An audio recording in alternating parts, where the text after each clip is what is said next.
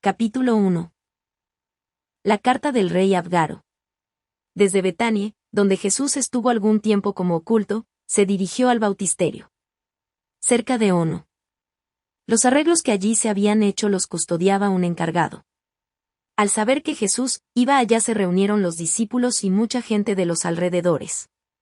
Mientras Jesús estaba hablando a la turba, que escuchaba en rueda. Parte de pie y parte sentado sobre bancos de madera, se acercó un extranjero con 6 acompañantes. Montados sobre mulos, y llegando a cierta distancia del sitio donde hablaba Jesús, se detuvo, y levantó una tienda. Era un enviado del rey de Edesa, Abgaro, que estaba enfermo. El mensajero le traía regalos y una carta, rogándole fuese allá, para darle la salud. El rey Abgaro tenía un tumor en los pies y caminaba rengueando. Algunos viajeros le habían hablado de Jesús, de sus milagros, del testimonio de Juan y del enojo de los fariseos en la última Pascua, y todo esto lo había llenado de deseos de verlo en su propio país y obtener de él su curación. El joven mensajero del rey sabía pintar y tenía la orden, si Jesús no podía o no quería acudir, de llevarle por lo menos su rostro en una pintura. He visto que este hombre se esforzaba por acercarse a Jesús, y no lo podía conseguir. Buscaba ya de un lado, ya de otro de introducirse entre la multitud para escuchar la enseñanza de Jesús y al mismo tiempo pintar su fisonomía. Entonces Jesús mandó a uno de los discípulos que trajese a ese hombre, y le diese lugar en una tarima cercana. El discípulo llevó al mensajero al lugar señalado, como también a sus acompañantes, para que pudiesen oír y ver. Los regalos que traían consistían en lienzos, en placas de oro muy finas y unos graciosos corderitos. El mensajero, muy contento de poder ver a Jesús, desplegó su tablero y poniéndolo sobre sus rodillas comenzó a contemplar con admiración a Jesús, mientras trataba de pintar su rostro. Tenía delante de su vista un tablero blanco como de madera de buey. Comenzó primero por grabar con una punta el contorno de la cabeza y de la barba de Jesús, sin el cuello. Después pareció que ponía sobre la tabla algo como cera blanda, imprimiéndole forma con los dedos. De nuevo grabó sobre el tablero. Dándole forma y aunque trabajó largo tiempo, no llegaba a terminar su trabajo. Cada vez que miraba el rostro de Jesús parecía que, lleno de admiración, rehacía el trabajo una y otra vez. Cuando vi que Lucas pintaba, no lo hacía en esa forma, sino que usaba pinceles. El trabajo de este hombre era de alto relieve, de modo que se podían tocar los contornos del dibujo. Jesús continuó algún tiempo más enseñando, y al fin envió a un discípulo que dijese al hombre que se acercase para poder cumplir su mensaje. Entonces el hombre se acercó a Jesús, seguido por los acompañantes, que traían los regalos y los corderitos, detrás de su principal. Llevaba este hombre un vestido corto, sin manto, parecido a uno de los Reyes Magos. En el brazo izquierdo traía su dibujo en forma de un escudo, sostenido por una correa. En la mano derecha llevaba la carta de su rey. Se echó de rodillas ante Jesús, se inclinó profundamente, y dijo: Tu siervo es el criado del rey Abgaro, de Edesa, que está enfermo, y te manda esta carta pidiéndote que recibas sus regalos. Al decir esto se acercaron los siervos con los regalos. Jesús contestó que le agradaba la buena voluntad del rey, e indicó a algunos discípulos que recibiesen los regalos para repartirlos más tarde entre los pobres de esos contornos. Jesús tomó luego la carta, que desplegó ante sí, y leyó. Recuerdo solo que, entre otras cosas, decía la carta, ya que él era poderoso para resucitar muertos. Le rogaba fuese a donde él se encontraba y le sanase de su dolencia. La carta era, en el medio, donde estaba escrita, más consistente, y los bordes, más blandos, como si fuesen de piel suave, o seda, cerraban la carta misma. Vi que había una cinta colgando. Cuando Jesús leyó la carta dio vuelta al sobre o superficie de la carta y escribió con un punzón, que sacó de sus vestidos y del cual extrajo algo, trazando algunos caracteres al otro lado del pergamino. Las palabras escritas eran bastante grandes, luego cerró la carta. Después hizo traer agua, se lavó el rostro y se pasó la parte más blanda del envoltorio del mensaje sobre su rostro, y se lo devolvió al mensajero, el cual lo apretó contra el tablero de su dibujo. Vióse entonces un dibujo perfecto y acabado. El pintor estaba tan contento que tomando el tablero que colgaba de su lado, lo volvió a los espectadores que estaban mirando la escena, se echó delante de Jesús, y se marchó enseguida. Algunos de sus acompañantes se quedaron y siguieron luego a Jesús, el cual, después de esto, salió de allí, y se dirigió al segundo bautisterio que Juan había abandonado pasando el Jordán. Estos extranjeros se dejaron bautizar ahí mismo. Yo vi que el mensajero llegó a un lugar delante de una ciudad donde había edificios de piedras y hornos de ladrillos y pasó la noche allí. A la mañana siguiente algunos trabajadores vieron una luz, como un incendio, y acudieron muy temprano, y vieron que esa maravilla provenía del lienzo que llevaba el mensajero. Se produjo por esta causa un tumulto.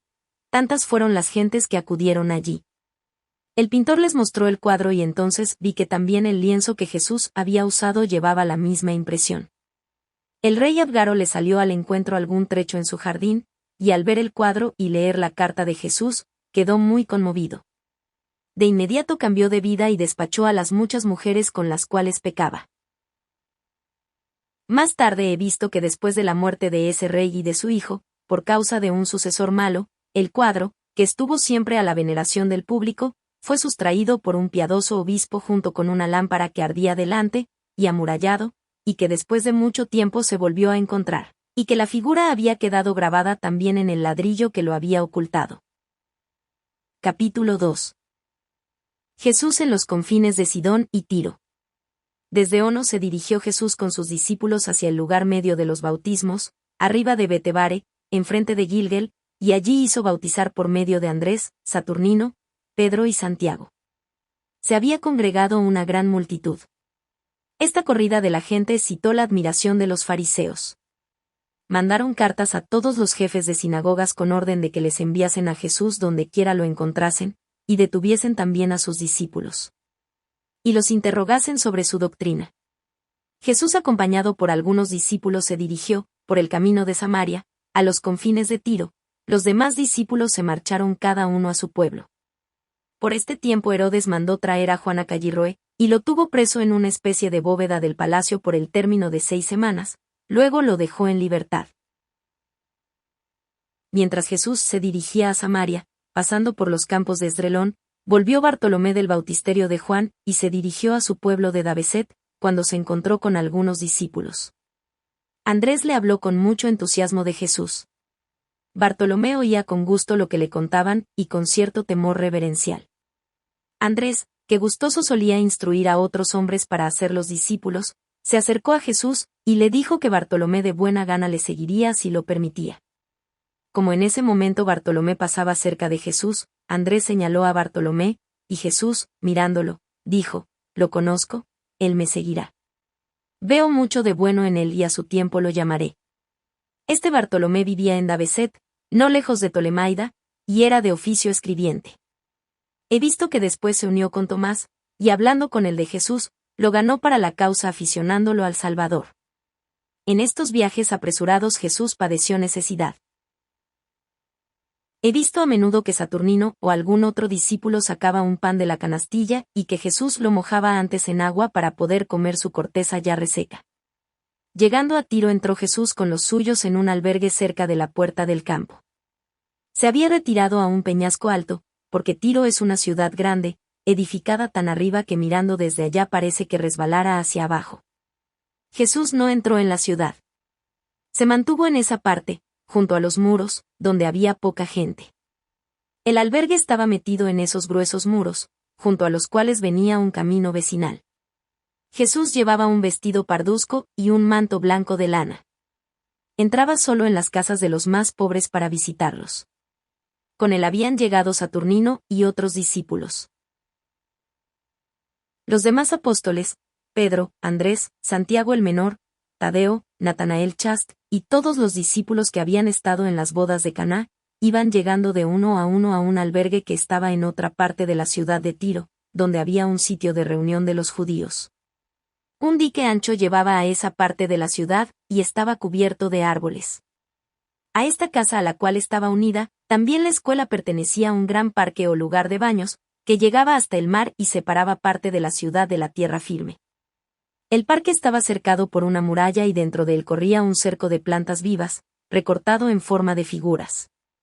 En medio del parque estaba la cisterna con aguas vivas rodeada de columnas formando un pórtico, con pequeños cuartitos alrededor. Se podía entrar en la cisterna, en cuyo fondo se alzaba una columna con gradas y agarraderas de modo que se podía estar en el agua hasta la profundidad que uno deseaba. Unos judíos viejos vivían en este lugar. Provenían de una descendencia despreciada y formaban entre ellos una secta. Eran gente buena. Me causaba alegría y emoción el modo con que Jesús saludaba a los discípulos que iban llegando. Le daba la mano a cada uno. Ellos se mostraban reverentes y lo trataban con confianza, pero como a un hombre extraordinario y sobrenatural. Se mostraban muy contentos de haberlo encontrado de nuevo. Jesús enseñó largo tiempo delante de ellos, y ellos iban contando lo que le había pasado a cada uno. Todos juntos hicieron una comida consistente en panes, frutas, miel y pescados traídos por los discípulos. Estos habían sido molestados y llamados a juicio por los fariseos, algunos en Jerusalén, otros en Genebris, preguntándoles en grandes asambleas acerca de la doctrina de Jesús, de sus designios, y por qué le seguían. En estos juicios he visto a Pedro, Andrés y a Juan con las manos atadas, pero ellos lograron desatarse de sus ligaduras con una facilidad que les pareció milagrosa. Se les dejó luego en libertad secretamente, y ellos se retiraron a sus respectivos hogares. Jesús los animó a la perseverancia diciéndoles que poco a poco se desobligasen de sus oficios y esparciesen sus enseñanzas entre el pueblo. Les dijo que pronto volvería a estar entre ellos y proseguir su vida pública, no bien llegase con ellos a Galilea.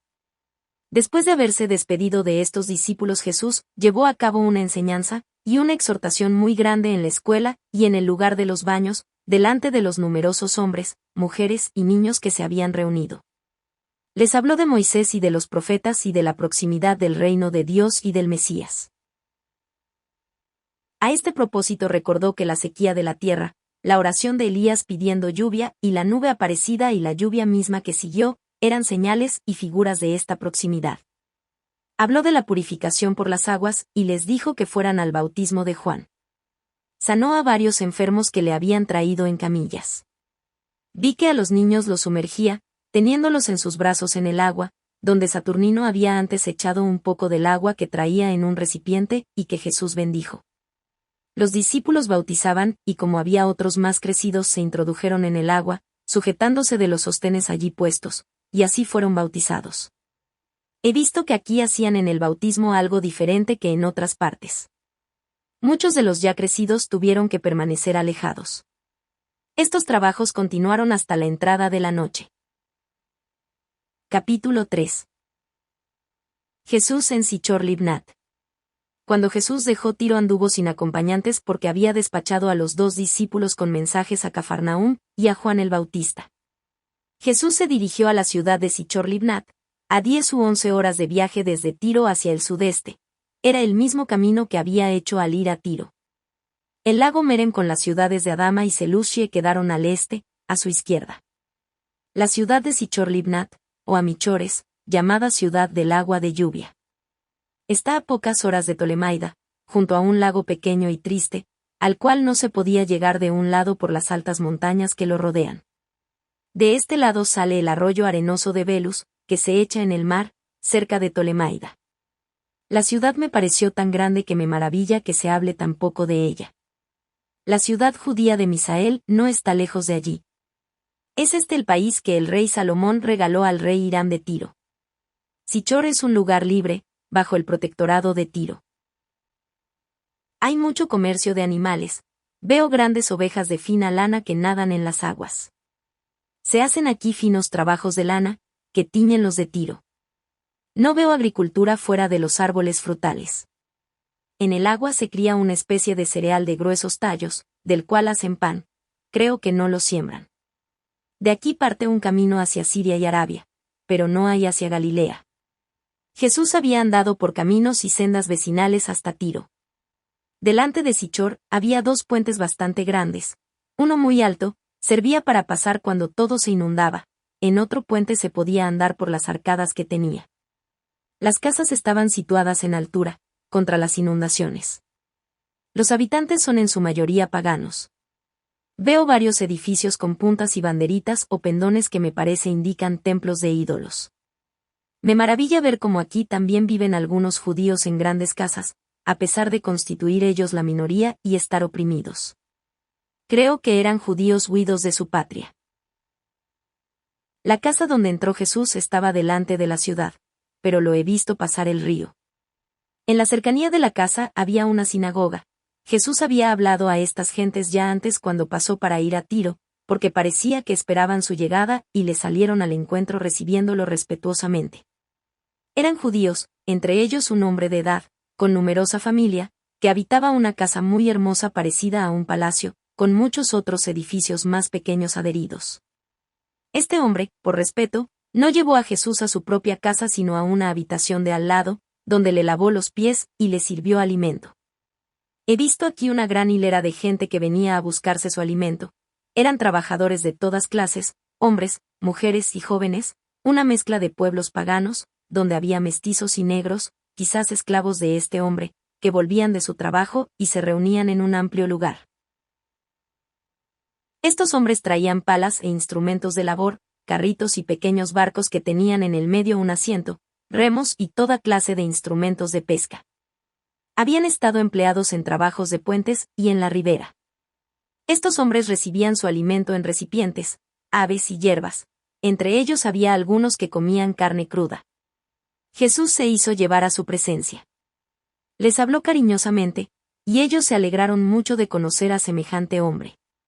2 judíos ancianos vinieron luego a Jesús con rollos, y mientras comían preguntaban muchas cosas con curiosidad, porque eran maestros de la juventud. El judío rico, dueño de la casa, se llama Simeón, y es de Samaria. Él o sus antepasados se interesaron por el templo de Garizim, y se juntaron con los samaritanos. Por esto fueron desterrados, y se establecieron aquí. Jesús enseñó todo el día en un lugar público rodeado de columnas en el cual se podía extender una tienda junto a la casa de aquel hombre. El dueño iba de un lado a otro. Se habían reunido muchos judíos de toda clase y condición. No lo he visto sanar, porque no había aquí baldados o enfermos. Los hombres son de aspecto seco, flacos, pero de gran estatura. Jesús, enseñando sobre el bautismo, les dijo que vendrían discípulos que bautizarían. Después fue Jesús con ese hombre al camino por donde volvían los esclavos de su trabajo, les habló, los consoló y les dijo una parábola. Entre ellos había algunos buenos que se sintieron conmovidos.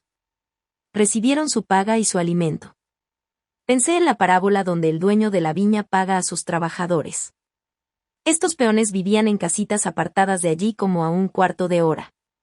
Trabajaban para Simeón pagando una especie de tributo. Al día siguiente, habiendo Jesús enseñado todo el día, se acercaron, cuando ya todos los judíos se habían alejado, unos 20 paganos que desde varios días antes querían ser recibidos. La casa de Simeón estaba como a media hora de camino de la ciudad, y no les era permitido a los paganos acercarse a más distancia que hasta una columna, como torre. Ahora el mismo Simeón trajo a los paganos, que saludaron muy reverentes y pidieron ser enseñados. Jesús habló con ellos en una sala, tan extensamente, que tuvieron que encenderse las luces. Los consoló, les habló en una parábola de los Reyes Magos, y les anunció que la luz de la verdad pasaría a los gentiles. Capítulo 4. Jesús con varios discípulos en el camino de Tiro. Cuando los 2 discípulos mandados por Jesús a Cafarnaúm regresaron a Sichor, le anunciaron el arribo de los 4 discípulos mandados a buscar. Jesús les salió al encuentro en un camino de 3 o 4 horas, a través de una montaña, y se reunieron en un albergue en territorio de Galilea. Además de los llamados, había otros 7, entre ellos Juan y algunas mujeres, entre las cuales reconocí a María Marcos, de Jerusalén, y a la madre de una hermana del novio Natanael de Caná. Los discípulos llamados eran Pedro, Andrés, Santiago el menor y Natanael Chast. Cuando ya oscurecía anduvo Jesús con estos 4 y los otros discípulos de vuelta a Sichor. Los otros 7 no llamados volvieron a Galilea. Era una noche espléndida de verano. El aire estaba perfumado y el cielo sereno, tachonado de estrellas. Caminaban unas veces juntos, otras uno delante y los demás detrás. Y Jesús en medio de ellos.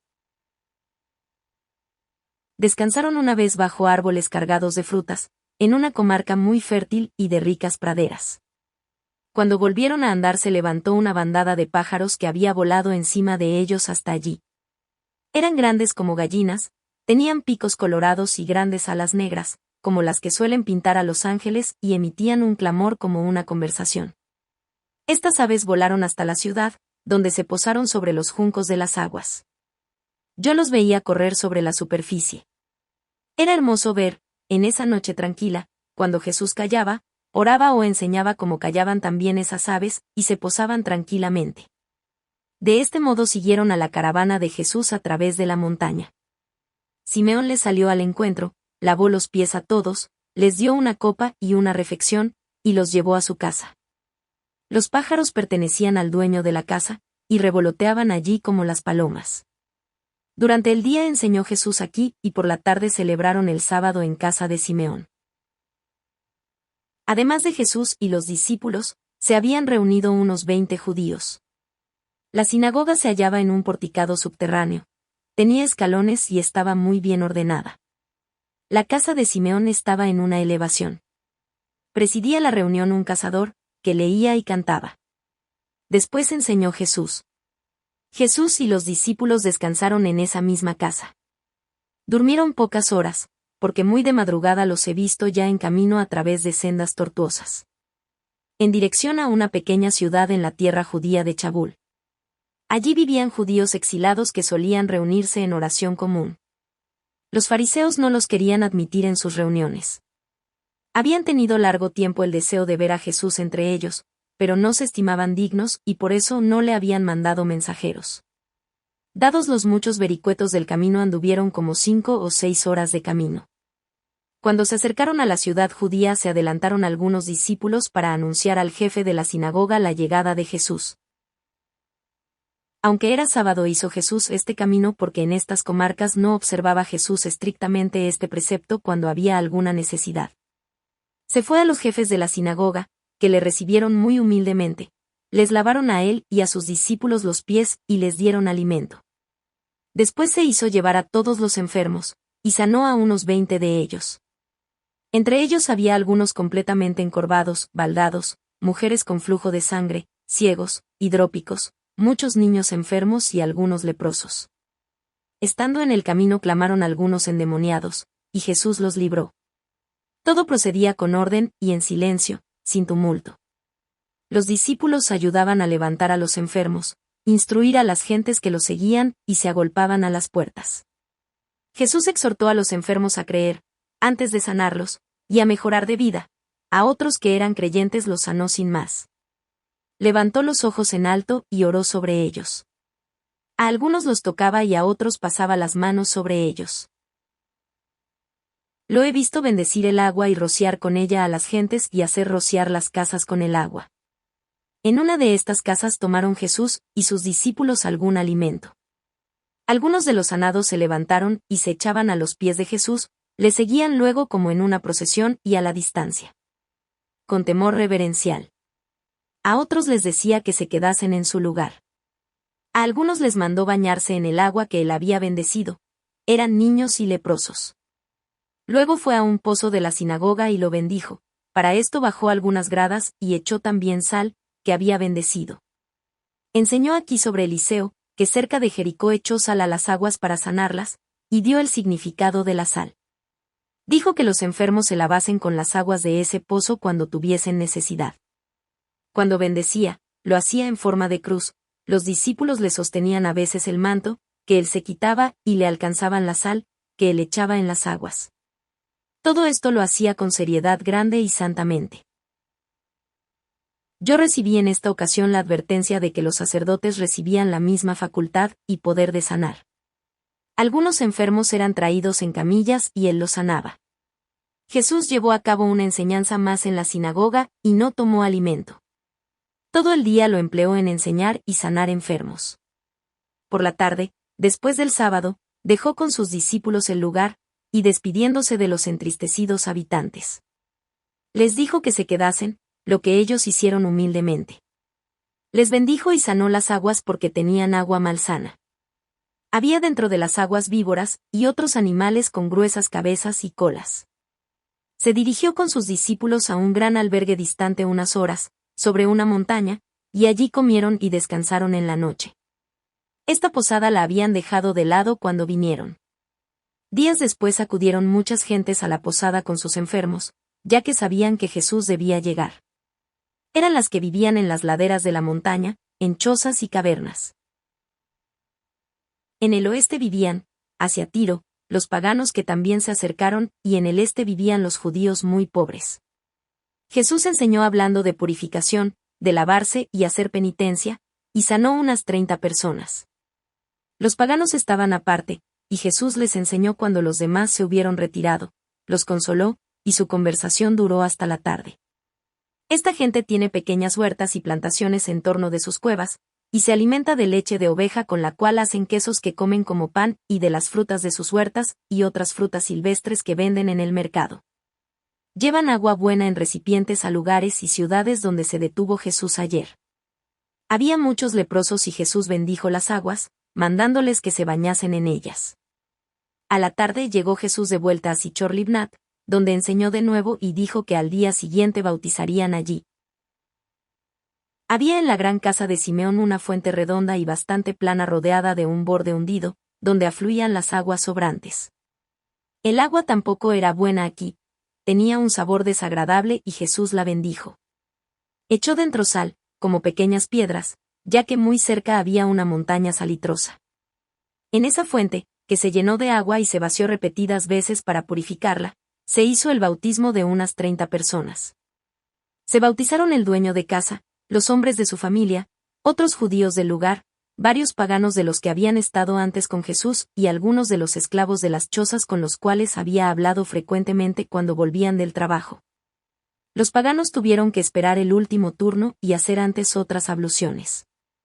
Jesús había echado antes en el agua de la fuente un poco de aquella agua del Jordán que traían siempre en los viajes, y bendijo las aguas.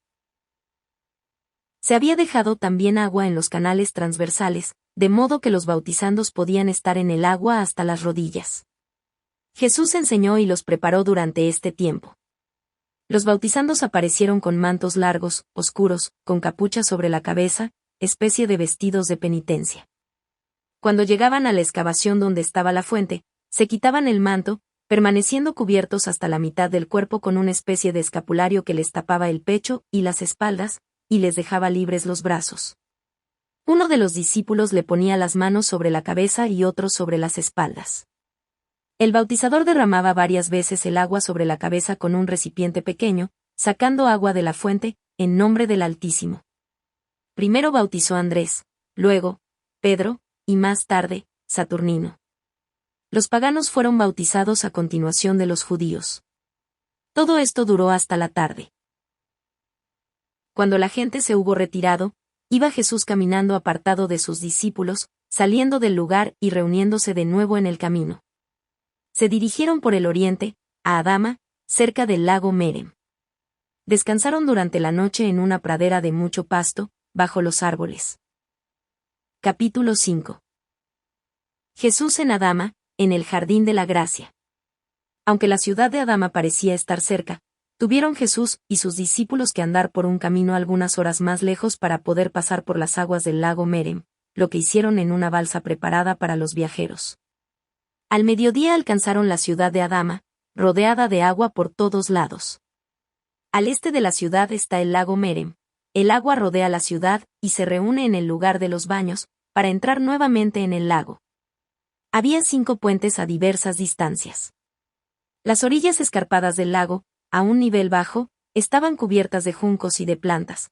Las aguas aparecen turbias hasta el centro del lago, donde corre más claro el río Jordán. En torno del lago veo muchos animales carniceros, que merodean. Cuando Jesús se acercaba al lugar de los baños, se llegaron algunos hombres principales de la ciudad, que le aguardaban, le acompañaron a la ciudad y le presentaron al jefe, que habitaba un castillo con un vestíbulo y otras habitaciones situado en un lugar espacioso.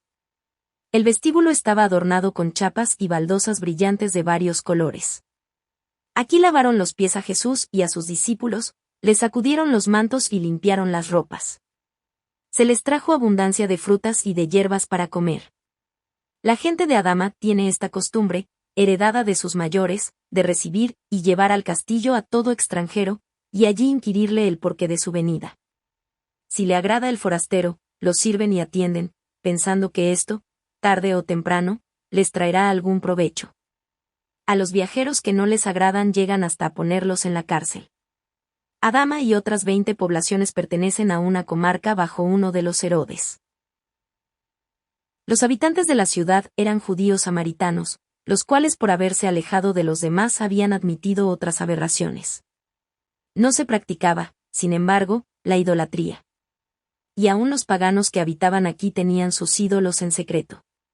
Jesús fue conducido por los hombres de la ciudad a la sinagoga, que tenía 3 pisos, a donde se habían reunido gran cantidad de personas, los hombres delante y detrás las mujeres. Primero rezaron, pidiendo a Dios que fuera para su mayor gloria lo que iban a entender de la enseñanza de Jesús. Este habló primero de las promesas, diciendo que todas se habían cumplido, una tras otra. Enseñó sobre la gracia, que no se pierde, sino que pasa a otro que en mérito esté más cerca, cuando por los méritos de los antepasados no pudo pasar a aquel primero, por haberse hecho indigno. Les dijo que, por las obras de sus antepasados, que habían hecho un bien, que ellos ni siquiera sabían ahora, todavía gozaban de las consecuencias de esa obra buena. En tiempos lejanos habían sus antepasados recibido en la ciudad a gentes echadas de otra comarca.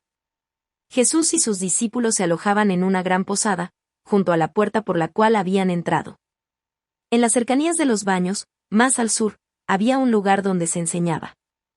Alrededor de una colina cubierta de verdor se había erigido un sillón para enseñar. Era un asiento de piedra. En torno había un gran espacio con 5 hileras de árboles que daban espesa sombra contra los ardores del sol. Era un sitio ameno y lo llamaban el Jardín de la Gracia, porque, decían las gentes, aquí habían recibido una vez una gracia muy grande, como había otro lugar en la parte norte de la ciudad, de donde, decían, les había venido una gran calamidad en otros tiempos.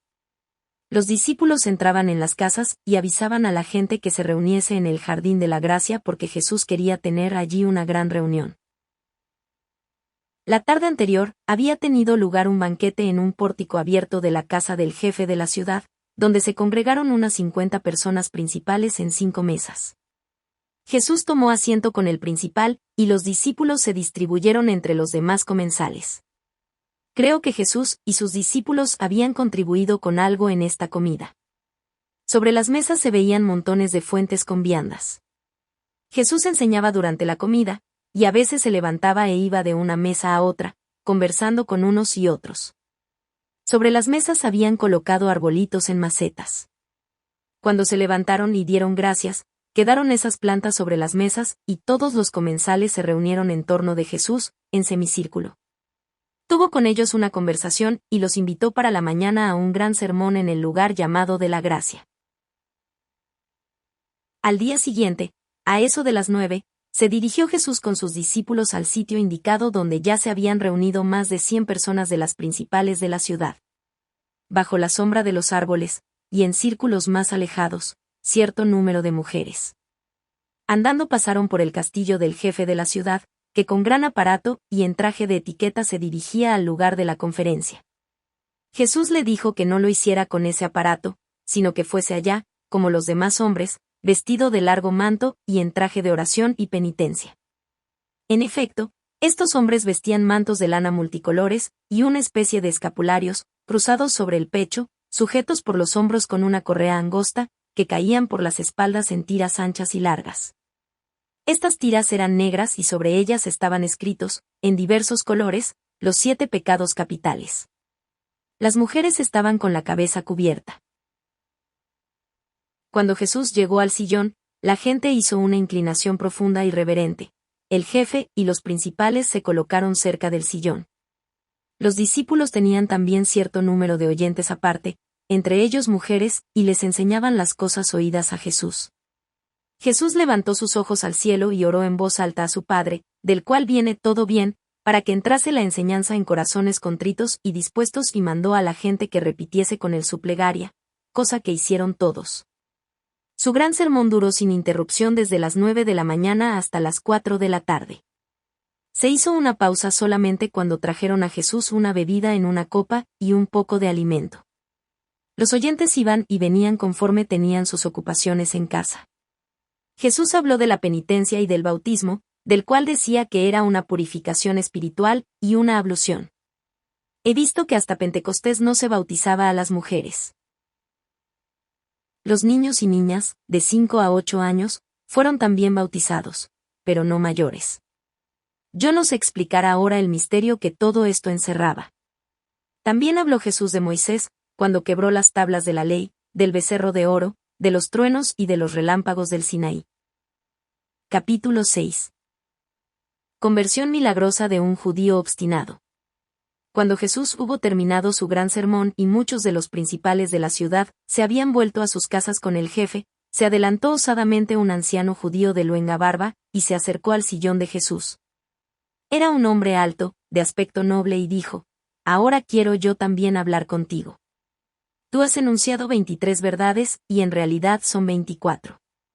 Diciendo esto comenzó a enumerar cierta cantidad de verdades, una tras otra, y a discutir con Jesús sobre ellas. Jesús le contestó: «Yo te he permitido estar aquí para tu propia conversión, pudiendo hacerte salir delante de todo el pueblo, puesto que has venido sin invitación. Tú dices que son 24 las verdades, y que yo enumeré 23, en cambio, tú aumentas 3 al número, pues son en realidad 20, como lo he enseñado». Jesús enumeró entonces 20 verdades, correspondientes a las 20 letras del alfabeto hebreo, con las cuales también el judío había contado. A continuación Jesús habló del castigo que merece el pecado de añadir algo a las verdades conocidas. Pero el obstinado judío no quería de manera alguna darse por vencido y confesar que se había equivocado. Había algunos que le daban razón, y que se alegraban de lo que creían era un apuro de Jesús por contestar. Jesús al fin le dijo: «Tú tienes un hermoso jardín, tráeme las más hermosas frutas y las más sanas, y ellas se pudrirán aquí, ante tu vista, para que veas que te equivocas.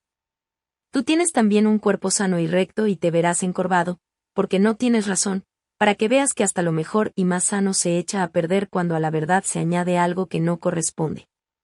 Si tú, en cambio, puedes hacer un solo milagro, serán verdades tus 24 dichos». Oído esto, el viejo se fue con un ayudante a su cercano jardín. Tenía allí cuanto había de precioso y raro en frutas, hierbas y flores, en jaulas he visto pájaros raros y hermosos. Y en medio del jardín una fuente de agua con graciosos pececillos. Prontamente juntó con su ayudante las mejores frutas, peras amarillas, manzanas y uvas tempranas, y las puso en un par de pequeños canastos, y otras frutas menores las acomodó en una fuente tejida de una materia transparente y de color. Además, llevó consigo, en un canasto cerrado, varios pajaritos y unos animales parecidos a conejos y un gatito. Jesús, mientras tanto, enseñó acerca de la obstinación y el castigo que merece añadir algo a las verdades conocidas. Cuando el viejo judío trajo en los canastos y jaulas todas sus rarezas y las depositó junto al sillón de Jesús, se suscitó gran expectativa entre los presentes. Como el viejo, lleno de orgullo, insistía en sus anteriores afirmaciones, se cumplió la palabra de Jesús sobre los objetos que había traído el viejo y sobre este mismo. Las frutas comenzaron a moverse, y salieron del interior gusanos asquerosos que se comieron toda una manzana. De modo que de ella no quedó sino un pedazo de cáscara sobre la cabeza de un enjambre de gusanos. Los animales que había traído enfermaron de pronto y salió de ellos una materia purulenta y luego gusanos que devoraban las carnes de los pájaros y de los animales. Todo se volvió repugnante, y la turba, que se había aproximado, comenzó a clamar y a gritar, tanto más cuando vieron al viejo inclinarse de un lado, ponerse amarillo y quedar contrahecho de cuerpo. El pueblo, al ver esto, comenzó a gritar lleno de admiración, y el viejo alzó la voz, quejándose, reconociendo su sinrazón y rogando al Señor se compadeciese de su miseria. Se hizo un tumulto tan grande, que el jefe de la ciudad, que se había retirado, fue llamado de nuevo para restablecer el orden, mientras el viejo clamaba y decía públicamente que había sido injusto, que reconocía su error, y que había añadido algo a la verdad. Cuando vio Jesús que el viejo se arrepentía y pedía a los presentes que rogasen por él para volver a su primer estado, bendijo los objetos traídos por el anciano judío, y todo volvió de nuevo a su primera forma, tanto los frutos como los pájaros y animales, y el mismo viejo, que, llorando, lleno de agradecimiento, se postró a los pies de Jesús con mucha humildad. La conversión de este anciano fue tan sincera que de allí en adelante fue el más fiel de los discípulos, y convirtió a muchos otros con su palabra. Por penitencia repartió gran parte de las hermosas frutas de su huerta a los pobres. Este prodigio produjo una saludable impresión en todos los que iban y venían para comer o por negocios. Este milagro fue necesario aquí, donde la gente, aunque deseosa de oír, era algo obstinada en su error, como acontece en lugares donde hay matrimonios mixtos, y conviven diferentes religiones. Estos eran samaritanos unidos con paganos que habían sido echados de Samaria. He visto que hoy ayunaban, no por la destrucción del templo de Jerusalén, sino por haber sido ellos echados de Samaria. Reconocían que estaban en error, pero no estaban dispuestos a salir de él. Habían recibido a Jesús con todos los honores, porque según una revelación antigua recibida de los mismos paganos, muchas señales habían sucedido en un tiempo cuando obtuvieron de Dios una gracia grande. Esa revelación había sido recibida en el sitio que llamaban ellos lugar de la gracia. Recuerdo de esto solo que mientras estos paganos estaban en grande apretura, habían levantado sus manos al cielo pidiendo ayuda a Dios, y se les anunció que recibirían una gracia grande cuando aparecieran nuevas corrientes de agua que iban al mar, y otra nueva en el lugar de los baños, y cuando la ciudad se extendiera hasta la fuente de baños. Ahora se habían cumplido todas estas señales. Se derramaban entonces 5 corrientes en el mar y en el Jordán. También se había cumplido una señal con un brazo del Jordán, y al pozo de los baños habían corrido nuevas corrientes de aguas saludables. Allí se va a bautizar, y las profecías se refieren a este lugar. Habían tenido aquí aguas malsanas. La ciudad se había extendido precisamente hacia el lado de la fuente.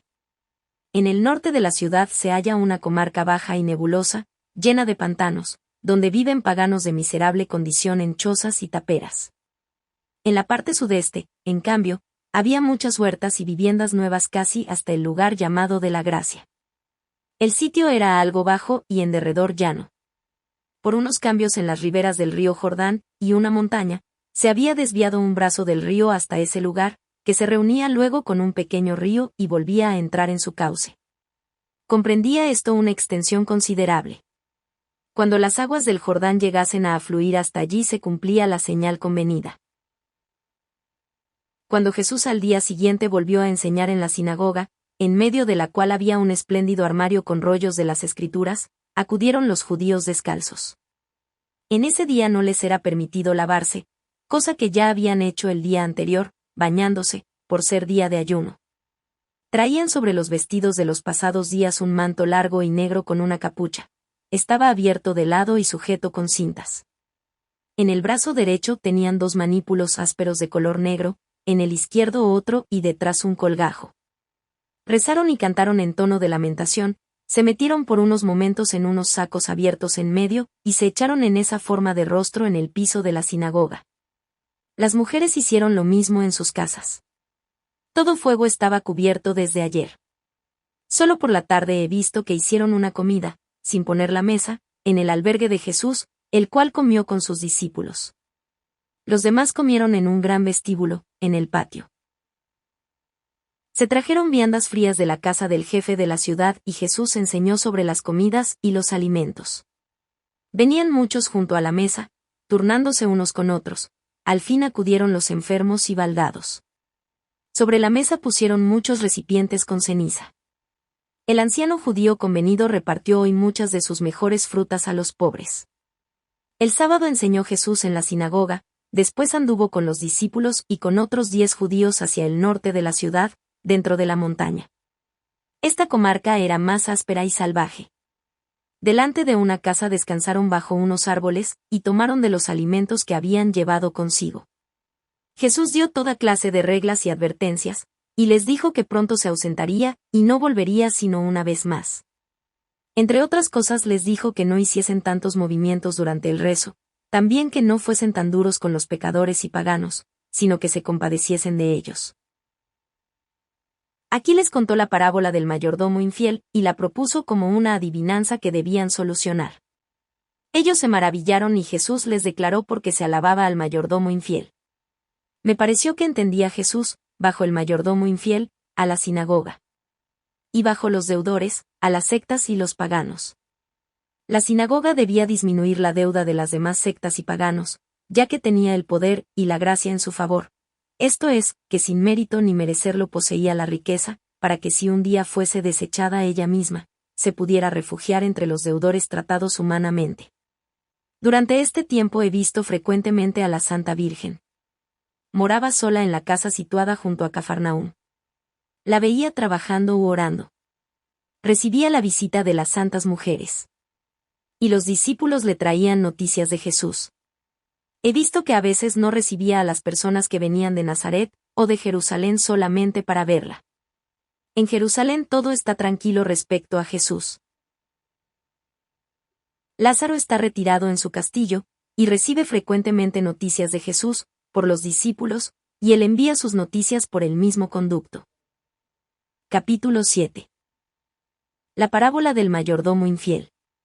Desde niña yo veía esta y otras parábolas como si fuesen figuras vivientes que pasaban delante de mis ojos, y me parecía luego que veía en realidad a unos u otros personajes, reconociéndolos en la vida real. Lo mismo me pasó con este mayordomo, al cual yo veía siempre como un hombre algo jorobado, con cargo de administrador, de barba rojiza, muy ágil en su andar, y como él hacía escribir a sus arrendatarios con una especie de caña. He visto vivir a este mayordomo en un lugar desierto de la Arabia no lejos de donde los hijos de Israel murmuraron contra Moisés, vivía en una tienda. Tenía su señor, muy lejos de allí, cerca del monte Líbano, un campo de cereales y de frutos, que llegaba a los límites con la tierra santa. En los dos extremos del campo vivían dos capataces, a los cuales él había subarrendado. Este mayordomo era un hombre pequeño, muy listo, que pensaba entre sí, el Señor no vendrá. Por eso dejaba correr las cosas y descuidaba su obligación. Lo mismo hacían sus dos capataces, que derrochaban en bebida y fiestas. De pronto vi que el señor del campo se puso en camino. Muy lejos vi a una hermosa ciudad y un palacio donde vivía el dueño, y había un camino que salía de allí en dirección del campo. Vi salir de ese lugar al rey de la ciudad con gran acompañamiento de camellos, sobre un carro bajo y pequeño, tirado por un par de asnos, y con él venía toda su corte. Yo veía esto de tal manera que me parecía como si del cielo partía esa senda hermosa, saliendo de la Jerusalén celestial, y me parecía un rey del cielo que tuviera aquí en la tierra un campo de cereales y frutales. Venía este rey al modo de los antiguos reyes. Lo veía bajar desde lo alto a la tierra. El mayordomo, el pequeño hombre, había sido, en efecto, acusado de disipar los bienes de su señor. Los deudores del mayordomo eran dos hombres que vestían largos sacos con muchos botones hasta abajo, y el mayordomo llevaba una especie de gorra. La tienda del mayordomo estaba situada hacia el desierto. Y el campo de las mieses, frutales y olivares, en cuyos extremos vivían los dos capataces, estaba hacia la parte de Canaán. Estos campos estaban unidos como en forma de triángulos. El dueño cayó sobre el campo de los cereales. Los dos capataces derrochaban todo con el mayordomo, y como estos tenían otros trabajadores a su mando tenían que reponer todo lo que malgastaban sus principales. Me pareció entender como si fuesen dos malos sacerdotes párrocos, y el mayordomo un obispo igual, pero me pareció también que eran mundanos, pues todo lo tenían que ordeñar. El mayordomo vio de lejos la venida del rey, se llenó de turbación y preparó un gran banquete, y se mostró muy servicial y adulador. El rey dijo al mayordomo: ¿qué es lo que tengo que oír, que tú derrochas los bienes que te había encomendado? Dame cuenta, porque ya no podrás seguir siendo mi mayordomo. Entonces vi que el mayordomo llamó prontamente a los dos capataces. Tenían rollos, que abrieron.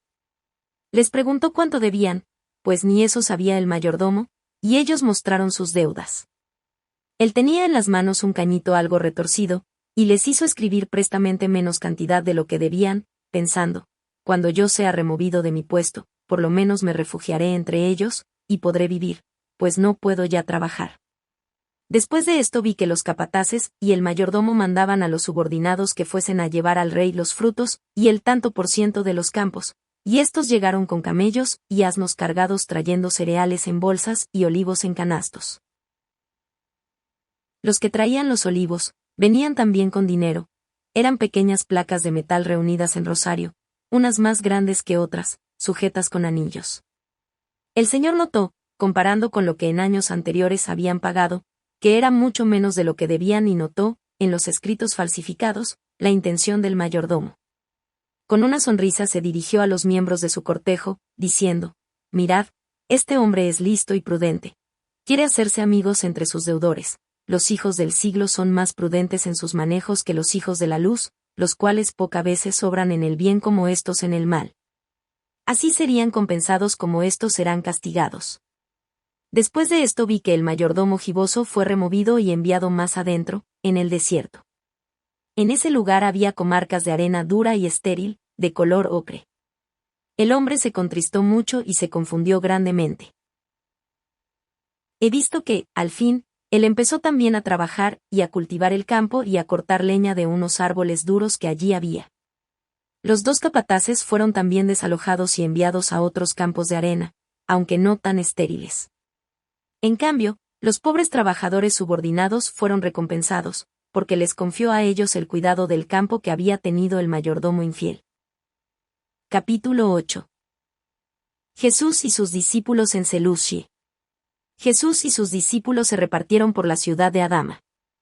Jesús se quedó más bien en la ciudad, mientras los discípulos fueron a sus términos, hasta las viviendas de los paganos, y entrando de casa en casa llamaban e invitaban al bautismo y a la enseñanza de Jesús para 2 días adelante al otro lado del lago, en un lugar de verdor y cercado, cerca de Seleucia. Mientras invitaban, enseñaban. Esto duró hasta la entrada de la noche. Los discípulos se dirigieron entonces fuera de la ciudad, a la parte oeste, donde los pescadores estaban con sus barcas, ocupados al resplandor de sus antorchas en la pesca, en donde el Jordán se echaba en el lago. La claridad de las antorchas atraía a los pescados, que sacaban con anzuelos y con pinchos. Los discípulos ayudaban en el trabajo y enseñaban e invitaban a los pescadores. Les decían también que llevasen sus pescados al lugar de verdor, junto a Seleucia, donde tendría lugar el gran sermón de Jesús, que allí se los pagarían bien. Ese lugar es una especie de parque de animales, cercado con vallado. Solía encerrarse allí a los animales salvajes que cazaban, por eso se veían toda clases de cuevas para ellos. El lugar pertenecía a Adama, y estaba a 1 hora y media de Seleucia. Al amanecer fue Jesús junto a sus discípulos, y se dirigieron a unos recovecos donde había pobres chozas detrás de la ciudad. Luego, en la ciudad, fue Jesús con los suyos a la casa del jefe, y tomó algún alimento en un lugar abierto. Consistía la comida en pequeños panes unidos de a 2. Había también pescados con cabezas levantadas, en una fuente que parecía de vidrio multicolor. Jesús puso un pescado entero sobre el pan, a cada uno de sus discípulos.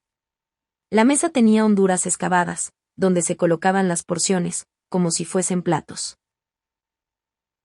Después de la comida Jesús dio una instrucción en vestíbulo abierto. Delante del jefe y los familiares que debían recibir el bautismo, luego se dirigió al lugar de enseñanza, fuera de la ciudad, donde le aguardaba mucha gente, y los preparó para el bautismo. La gente iba y venía en grupos, turnándose. Y pasaban a la sinagoga, oraban, se ponían ceniza en la cabeza y hacían penitencia. Luego iban al huerto de los baños, junto al lugar de la gracia y se purificaban en baños, separados por cortinas. Cuando los últimos abandonaron el lugar de la enseñanza, se dirigió también Jesús allí. El sitio para bautizar era aquel donde un brazo del Jordán afluía a la fuente, que era tan espaciosa y tenía el borde con excavaciones tan ancho que podían pasar 2 a la vez. Corrían 5 canales, que podían cerrarse a voluntad, y tiene al lado 5 pasajes para acercarse. En medio de la fuente había un palo con un brazo tan largo que podía cerrar o abrir la fuente. Esta fuente con 5 entradas no había sido arreglada ahora para el bautismo, era una forma común en Palestina que tenía relación con los 5 canales del estanque de Betesda, con el pozo de Juan en el desierto, con la fuente del bautismo de Jesús, y con las 5 llagas del Señor. Jesús se refirió al próximo bautismo. Los bautizandos vestían largos mantos de los cuales se despojaban y entraban, cubiertos hasta la mitad del pecho con una especie de escapulario, en las excavaciones que rodeaban la fuente llena de agua. Sobre los bordes de la entrada estaban el bautizador y los padrinos. El agua era derramada 3 veces sobre la cabeza en nombre de Jehová y de su enviado. 4 discípulos bautizaban al mismo tiempo y 2 ponían las manos sobre los bautizandos. Esta ceremonia y las enseñanzas de Jesús duraron hasta la tarde. Muchos fueron rechazados y postergados. Al amanecer se embarcaron los discípulos a Seleucia, al lugar cubierto de verdor que estaba del otro lado. A cierta distancia de Adama el lago tiene la forma de un violín, algo más angosto, como a 1/4 de hora de camino. Seleucia era una fortaleza con murallas y vallados. Del lado norte era casi inaccesible por lo empinada, y estaba llena de soldados paganos. Las mujeres vivían en casas y en cámaras particulares. Los judíos que moraban aquí eran bastante despreciados y vivían en cuevas, abiertas en las mismas murallas, y trabajaban en labores forzadas, en cuevas y en terrenos pantanosos. No he visto ninguna sinagoga, pero había un templo de forma redonda, situado sobre un círculo de columnas que presentaban figuras sosteniendo pesos. En el centro había una columna gruesa donde estaba la escalera que llevaba a lo alto del templo. Abajo, en los sótanos, ponían los recipientes con las cenizas de sus muertos.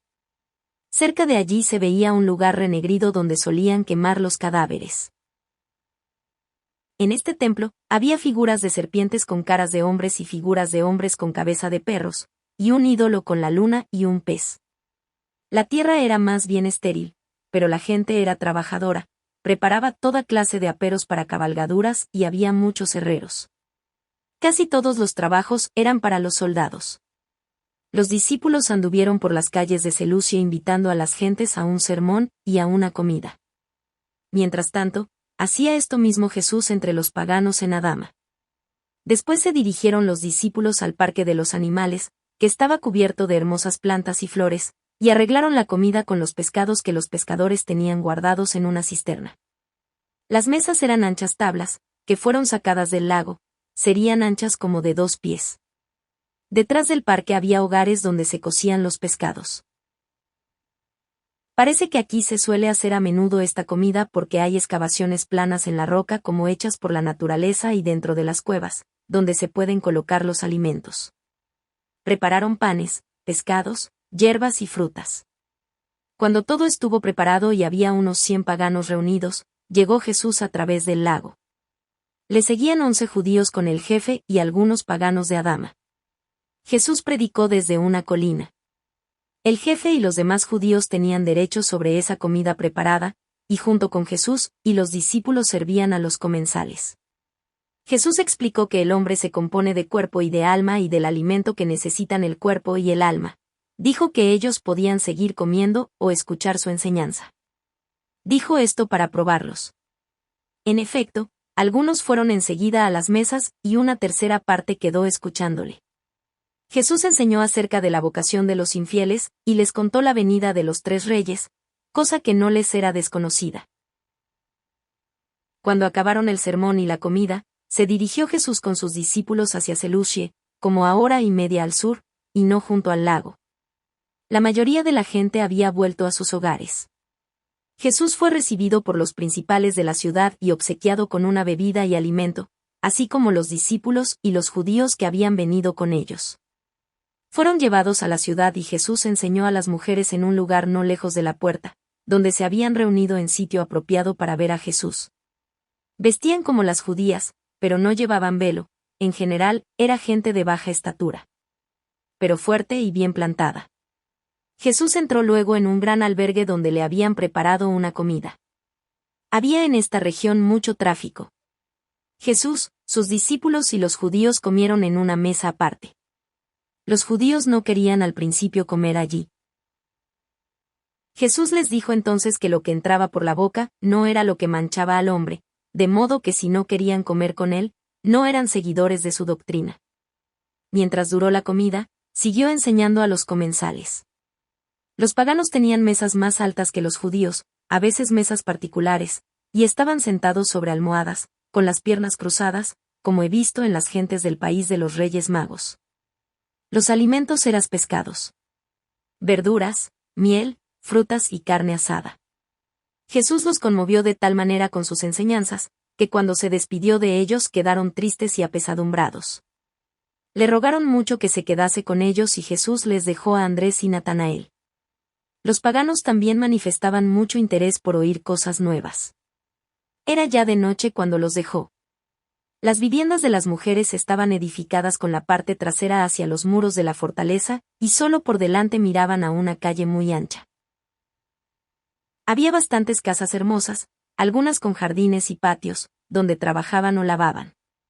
Jesús les habló del bautismo, como de una purificación, y como aún querían saber más, les dijo que hasta ahora no podían entender más de lo que les había dicho.